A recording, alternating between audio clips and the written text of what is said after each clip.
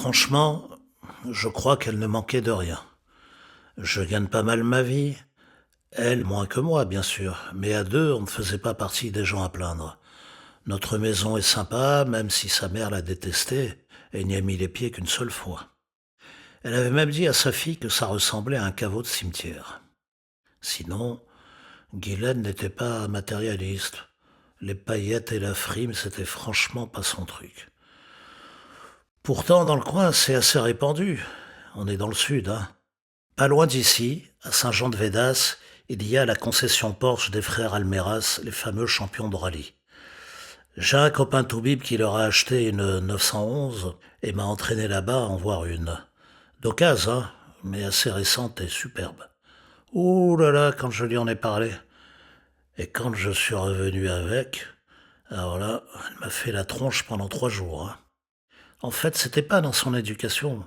C'était pas ainsi qu'elle avait été élevée. L'enfance avec des parents durs à la tâche est loin d'être fortunée. Il y a plein d'exemples de gens modestes qui gagnent au loto et qui ne changent pas de vie. D'autant qu'ils ont peur ensuite du candidaton, des tapeurs, des voleurs et des impôts. Et puis il y a la mort du père, cette ambiance lourde que faisait peser la tristesse insurmontable de la mère. Les voyages, c'était pas trop son truc non plus. Quelques rares week-ends à Barcelone ou à Cadaqués, c'est pas très loin. On est allé une fois au Maroc, à Tanger. C'était plus pour la mini-croisière sur le ferry qui part directement de Sète. Je lui ai proposé un jour un voyage dans le village de ses ancêtres maternels, en Italie. Non, non, ça ne lui disait rien. Les restos gastro, moi, j'adore ça. Mais elle, ça l'a laissée quasiment indifférente. Les spectacles, les concerts, bof. Dommage pour moi, car j'adore aussi la musique. D'ailleurs, regardez cette chaîne IFI. Je m'en suis collé pour plus de 12 000 euros. Sinon, elle aimait prendre des photos, ça oui. Et je ne suis pas spécialiste, mais je crois qu'elle avait un vrai talent. Le bon œil au bon moment.